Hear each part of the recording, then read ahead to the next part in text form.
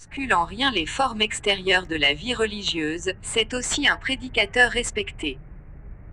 Sa rencontre avec Shams va tout changer, sans pour autant récuser les règles et rites de la religion commune. Rumi deviendra le bouleversant annonciateur d'une religion de l'extase et de l'amour, et donnera à la confrérie qu'il dirige son caractère propre, associant poésie, musique et danse hiératique des fameux derviches tourneurs.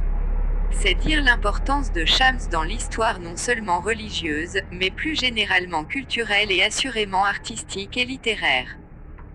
Un des principaux recueils de Rumi ne s'intitule-t-il pas le Divan de Shams de Tabriz? Il est fort possible que les deux maîtres aient écrit de concert certains de ses poèmes. Or on ne savait presque rien de ce personnage, ce qui a permis toutes les suppositions et toutes les rêveries. Par exemple, Nedim Gürsel, il y a quelques années, avait centré sur la disparition de Shams sa nouvelle poétique, qui est aussi un essai, Le Derviche et la ville. Une source sûre aurait permis d'en savoir plus sur Shams de Tabriz, ses maqalas, littéralement, propos, paroles prononcées par Shams devant ses disciples, dont il a probablement rédigé lui-même le recueil. Cependant, l'ouvrage restait peu connu, sa lecture étant non seulement difficile mais surtout très déroutante. La simple difficulté, c'est ce qu'on affronte lorsqu'on lit un philosophe quelque peu abstru. On sait qu'il faudra le suivre dans des développements dont on perçoit au moins l'objet, ne serait-ce que confusément, mais avec les maqalas, c'est tout autre chose. Le lecteur ne tarde pas à se demander, mais de quoi parle-t-il ? Il fallait l'audace, le savoir et la patience méditative de Charles-Henri de Fouchécourt, le maître de plusieurs générations d'iranologues, dont on avait admiré en 2006 la traduction commentée intégrale du Divan de Hafez, pour oser une traduction de ce livre. C'est désormais chose faite, nous pouvons lire les propos de Shams. Rencontre entre Shams de Tabriz et Jalal al-Din Rumi, miniature ottomane, fin XVIe siècle d'emblée, les faux mystères s'évanouissent. Non, Shams n'était pas un extraterrestre. Pas même l'envoyé clandestin d'une branche minoritaire de l'islam, ni le représentant d'un soufisme quelque peu échevelé. Les indications biographiques que contient son livre permettent de rattacher Shams à une lignée bien identifiée de maîtres d'Azerbaïdjan. Loin d'être antinomiste, il se révèle un guide plutôt sévère, désapprouvant les outrances comportementales ou verbales. Le fameux « Je suis le réel divin » de Hallaj vaut ce commentaire ironique: jamais le réel divin ne dit « Je suis le réel divin ». Dans son texte, on perçoit aussi, en filigrane, les hautes doctrines métaphysiques développées par des prédécesseurs et des contemporains, dont le point central est le rapport éternel entre celui qui est, sans qualité aucune qui viendrait réduire son absoluité, et tous ceux qui sont, dont l'existence est la manifestation des attributs d'un principe qui, paradoxalement, en est totalement dépourvu. C'est le classique « l'un donne ce qu'il n'a pas » de Plotin, dont on retrouve le principe aussi bien dans le Vedanta que dans toute la métaphysique musulmane, notamment chez Ibn Arabi, dont on apprend en lisant les maqalas que Shams l'a fort fréquenté pendant ses séjours à Damas. Lors de la présentation de la quête du joyau à l'Institut national des langues orientales, le 24 janvier dernier, Christian Jambet pouvait à bon droit affirmer que tout y est très clair pour ce qui est du fond doctrinal. Nous voici donc en terrain connu. C'est alors que tous les faux mystères, biographiques ou doctrinaux, une fois dissipés, il reste les vrais, il reste un livre extraordinairement énigmatique. On n'y comprend rien. Plusieurs des éminents chercheurs intervenant lors de la séance du 24 janvier reprenaient cette formule, avec une nuance admirative. On n'y comprend rien, mais on sent qu'il y a quelque chose à comprendre, dont l'existence est d'autant plus certaine qu'on n'y comprend rien. Grâce à Charles-Henri de Fouchécourt, nous disposons maintenant d'un texte dont les redoutables difficultés linguistiques ont été levées.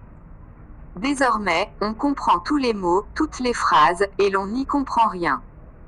C'est que l'agencement des propos de Shams est foncièrement énigmatique.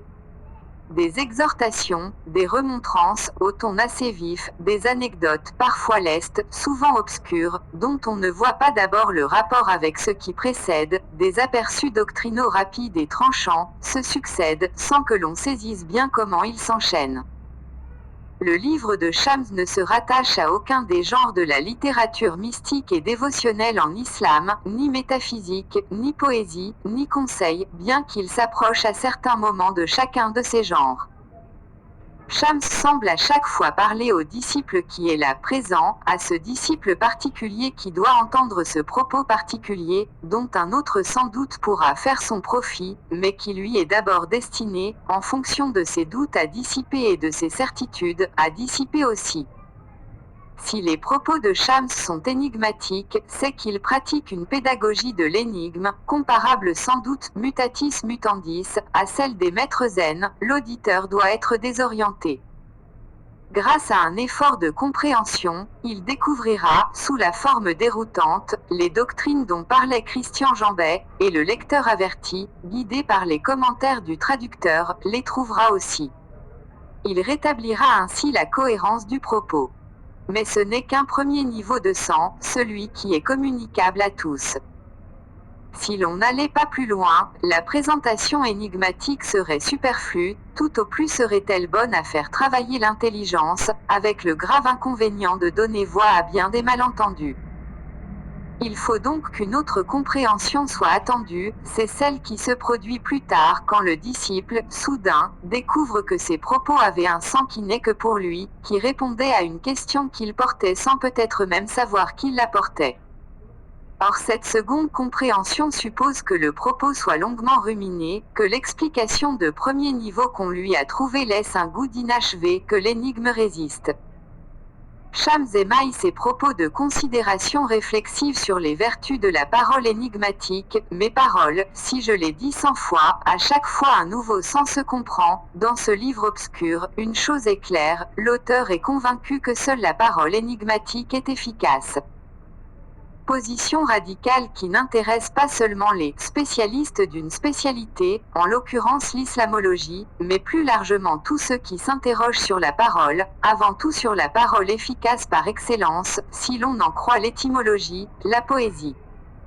Le vrai mystère des Makalas, une fois déblayées les obscurités linguistiques, historiques et philosophiques, c'est le mystère de l'efficience de la parole. S'y ajoute un second, qui est probablement le même sous un autre aspect, le mystère de la rencontre. Au cœur de l'affaire, il y a cette rencontre inouïe entre Shams et Rumi, cette reconnaissance immédiate, intuitive, sur laquelle reviennent sans cesse les Makalas. Seule une rencontre de même nature entre Shams et son auditeur assurera le succès de sa pédagogie de l'énigme, l'efficace de l'énigme posée à un homme réel, concret, qui n'est nul autre homme, vient aussi de ce qu'elle est posée par un autre homme réel et différent de tous. Comme le dévoilement du sang de la parole, le dévoilement de l'autre est soudain, mais peut être précédé d'une souterraine maturation. Des années passent avant que soudain l'amitié advienne. Nous voici de rechef face à une question dont la portée passe le strict domaine de l'histoire des religions. Que se passe-t-il entre deux hommes et singulièrement entre un auteur et un lecteur ? Que se passe-t-il quand un écrivain, ou un peintre, ou un compositeur, dont l'œuvre nous était comme fermée, soudain s'ouvre à nous ? Comme Henri Bremont ressuscitant naguère les mystiques les plus oubliés du siècle de Louis XIII pour nous conduire peu à peu, en près de 5000 pages, vers cette simple question, vivons-nous vraiment ? Henri de Fouchécourt, traducteur et interprète, passe par un derviche du XIIIe siècle persan pour nous mener à celle-ci. Qu'est-ce que la parole efficace ? Qu'est-ce que la rencontre des hommes dans la parole ? Ont-ils pris un long détour ? Je ne le crois pas. Il fallait passer par ces personnages, en revenant à l'intensité de ce que ces mystiques ont vécu. De telles questions sont à jamais préservées de s'édulcorer en d'inoffensifs débats entre lettrés. Par Yves Le Pesqueur, 40 règles de Tabriz pleines de vérité et de sagesse que j'aimerais partager avec vous. Des règles qui peuvent nous guider au quotidien et répondre à nos questions les plus profondes. 1. La manière dont tu vois Dieu est le reflet direct de celle dont tu te vois. Si Dieu fait venir surtout de la peur et des reproches à l'esprit, cela signifie qu'il y a trop de peur et de culpabilité en nous. Si nous voyons Dieu plein d'amour et de compassion, c'est ainsi que nous sommes. 2. La voie de la vérité est un travail de cœur, pas de la tête. Faites de votre cœur votre principal guide, pas votre esprit. Affronter, défier et dépasser votre nafs avec votre cœur. Connaître votre ego vous conduira à la connaissance de Dieu. 3. Chaque lecteur comprend le Saint-Coran à un niveau différent, parallèle à la profondeur de sa compréhension. Il y a 4 niveaux de discernement. Le premier est la signification apparente, et c'est celle dont la majorité des gens se contentent. Ensuite, c'est le batin, le niveau intérieur. Le troisième niveau est l'intérieur de l'intérieur. Le quatrième est si profond qu'on ne peut le mettre en mots. Il est donc condamné à rester indescriptible. 4. Tu peux étudier Dieu à travers toute chose et toute personne dans l'univers parce que Dieu n'est pas confiné dans une mosquée, une synagogue ou une église. Mais si tu as encore besoin de savoir précisément où il réside, il n'y a qu'une place où le chercher, dans le cœur d'un amoureux sincère. 5. L'intellect relie les gens par des nœuds et ne risque rien, mais l'amour dissout tous les enchevêtrements et risque tout. L'intellect est toujours précautionneux et conseille, méfie-toi de trop d'extase. Alors que l'amour dit, oh, peu importe. Plonge. 6. La plupart des problèmes du monde viennent d'erreurs linguistiques et de simple incompréhension.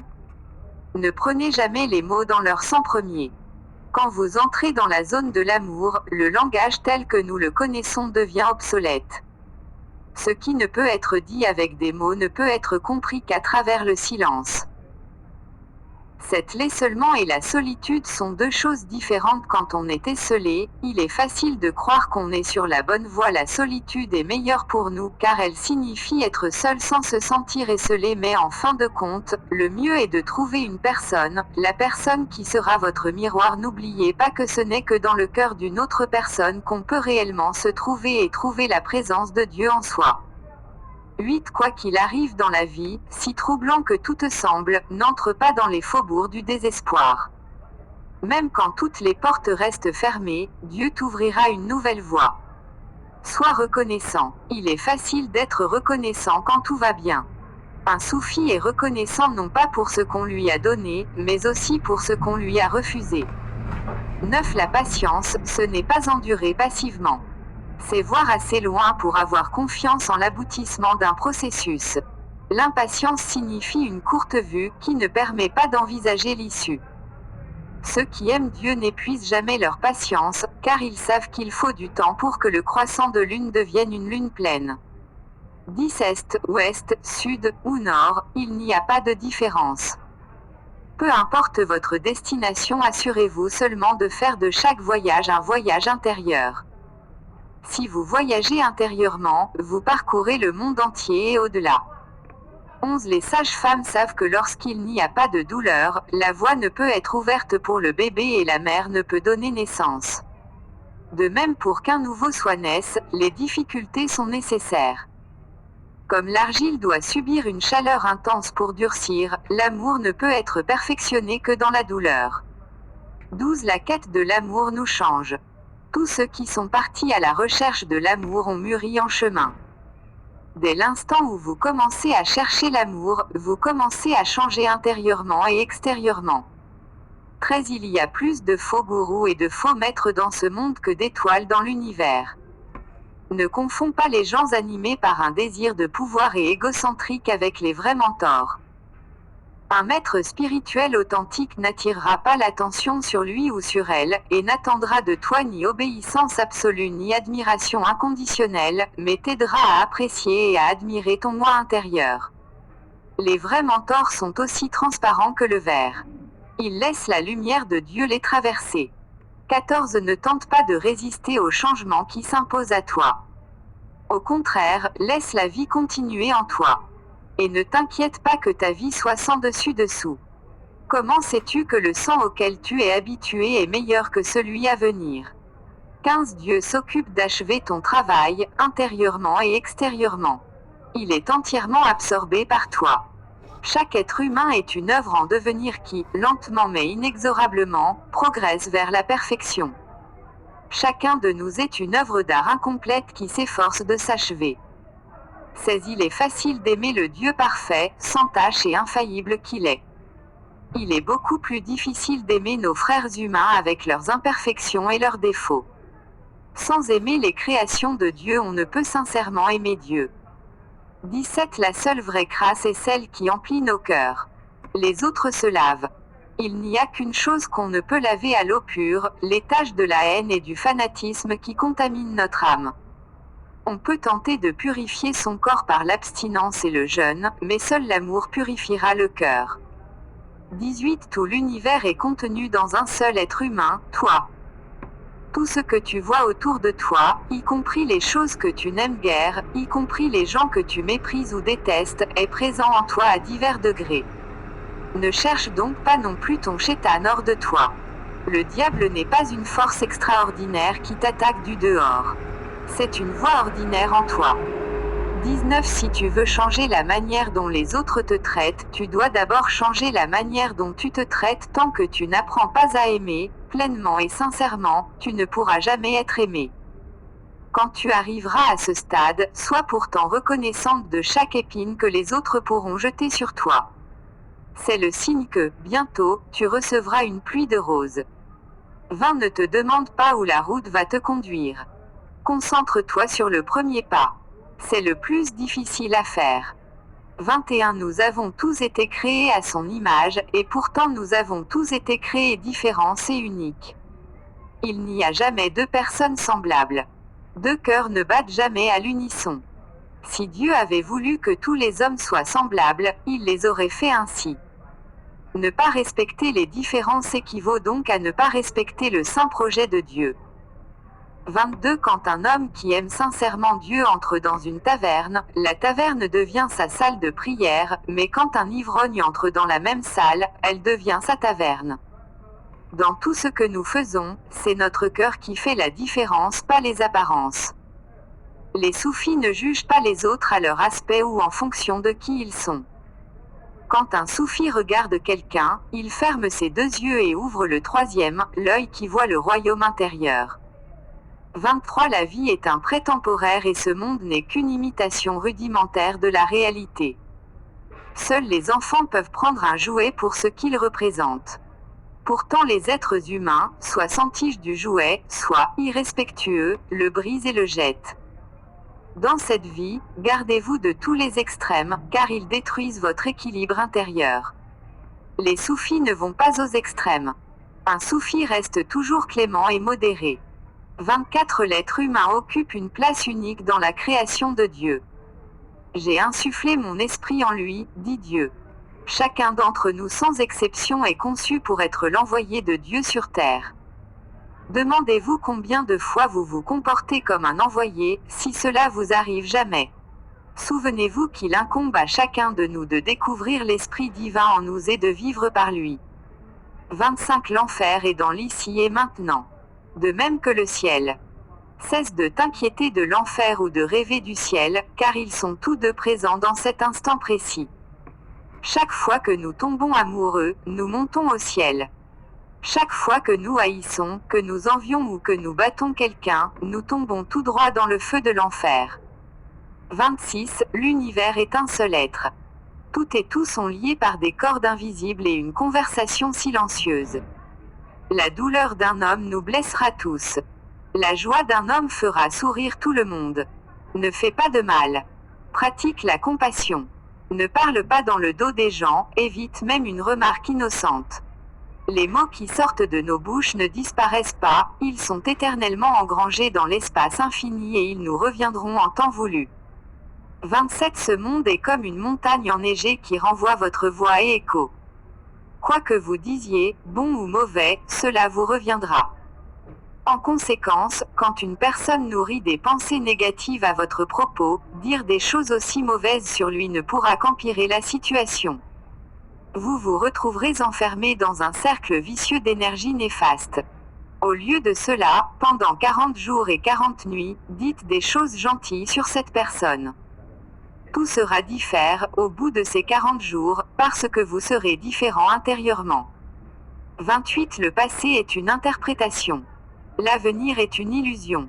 Le monde ne passe pas à travers le temps comme s'il était une ligne droite allant du passé à l'avenir. Non, le temps progresse à travers nous, en spirale sans fin. L'éternité ne signifie pas le temps infini mais simplement l'absence de temps. Si tu veux faire l'expérience de l'illumination éternelle, ignore le passé et l'avenir, concentre ton esprit et reste dans le moment présent. 29. Le destin ne signifie pas que ta vie a été strictement prédéterminée. En conséquence, tout laisser au sort et ne pas contribuer activement à la musique de l'univers est un signe de profonde ignorance. Il existe une harmonie parfaite entre notre volonté et l'ordre de Dieu. 30. Le vrai soufi est ainsi fait que, même quand il est accusé, attaqué et condamné injustement de tous côtés, il subit avec patience, sans jamais prononcer une mauvaise parole à l'encontre de ses critiques. Le soufi ne choisit jamais le blâme. Comment pourrait-il y avoir des adversaires, des rivaux, voire des autres alors qu'il n'y a pas de moi pour lui? 31. Si tu veux renforcer ta foi, il te faudra adoucir ton cœur. À cause d'une maladie, d'un accident, d'une perte ou d'une frayeur, d'une manière ou d'une autre, nous sommes tous confrontés à des incidents qui nous apprennent à devenir moins égoïstes, à moins juger les autres, à montrer plus de compassion et de générosité. Pourtant, certains apprennent la leçon et réussissent à être plus doux, alors que d'autres deviennent plus durs encore. Le seul moyen d'approcher la vérité est d'ouvrir son cœur afin qu'il englobe toute l'humanité et qu'il reste encore de la place pour plus d'amour. 32. Rien ne devrait se dresser entre toi et Dieu. Ni imam, ni prêtre, ni maître spirituel, pas même ta foi. Crois en tes valeurs et tes règles, mais ne les impose jamais à d'autres. Sois ferme dans ta foi, mais garde ton cœur aussi doux qu'une plume. Apprends la vérité, mon ami, mais ne transforme pas tes vérités en fétiches. 33. Tandis que chacun, en ce monde, lutte pour arriver quelque part et devenir quelqu'un, alors que tout cela restera derrière eux quand ils mourront, toi, tu vises l'étape ultime de la vacuité. Vis cette vie comme si elle était aussi légère et vide que le chiffre 0. Nous ne sommes pas différents de peau, ce ne sont pas les décorations au dehors, mais la vie à l'intérieur qui nous fait tenir droit. 34. La soumission ne signifie pas qu'on est faible ou passif. Elle ne conduit ni au fatalisme ni à la capitulation. À l'inverse, le vrai pouvoir réside dans la soumission, un pouvoir qui vient de l'intérieur. Ceux qui se soumettent à l'essence divine de la vie vivront sans que leur tranquillité ou leur paix intérieure soit perturbée, même quand le vaste monde va de turbulence en turbulence. 35. Les opposés nous permettent d'avancer. Ce ne sont pas les similitudes ou les régularités qui nous font progresser dans la vie, mais les contraires. Tous les contraires de l'univers sont présents en chacun de nous. Le croyant doit donc rencontrer l'incroyant qui réside en lui. Et l'incroyant devrait apprendre à connaître le fidèle silencieux en lui jusqu'au jour où l'on atteint l'étape d'Insani Kamil, l'être humain parfait. La foi est un processus graduel qui nécessite son contraire apparent, l'incrédulité. 36. Ce monde est érigé sur le principe de la réciprocité. Ni une goutte de bonté ni un grain de méchanceté ne resteront sans réciprocité. Ne crains pas les complots, les traîtrises ou les mauvais tours des autres. Si quelqu'un tend un piège, souviens-toi, Dieu aussi. C'est lui le plus grand des comploteurs. Pas une feuille ne frémit que Dieu le sache. Crois cela simplement et pleinement. Quoi que Dieu fasse, il le fait merveilleusement. 37. Dieu est un horloger méticuleux. Son ordre est si précis que tout sur terre se produit en temps voulu. Pas une minute trop tôt, pas une minute trop tard. Et pour tout, sans exception, l'horloge est d'une remarquable exactitude. Il y a pour chacun un temps pour aimer et un temps pour mourir. 38. Il n'est jamais trop tard pour se demander, suis-je prêt à changer de vie? Suis-je prêt à changer intérieurement? Si un jour de votre vie est le même que le jour précédent, c'est sûrement bien dommage. À chaque instant, à chaque nouvelle inspiration on devrait se renouveler encore. Il n'y a qu'un moyen de naître à une nouvelle vie, mourir avant la mort. 39. Alors que les parties changent, l'ensemble reste toujours identique. Pour chaque voleur qui quitte ce monde, un autre naît. Et chaque personne honnête qui s'éteint est remplacée par une autre. De cette manière, non seulement rien ne reste identique, mais rien ne change vraiment. Pour chaque soufi qui meurt, un autre naît quelque part. 40. Une vie sans amour ne compte pas. Ne vous demandez pas quel genre d'amour vous devriez rechercher, spirituel ou matériel, divin ou terrestre, oriental ou occidental, l'amour n'a pas d'étiquette, pas de définition. Il est ce qu'il est, pur et simple. L'amour est l'eau de vie. Et un être aimé est une âme de feu. L'univers tourne différemment quand le feu aime l'eau. Puissent ces règles vous apporter plus d'amour dans votre vie. Navigation de l'article Preview Weird de la Tarika Karkari.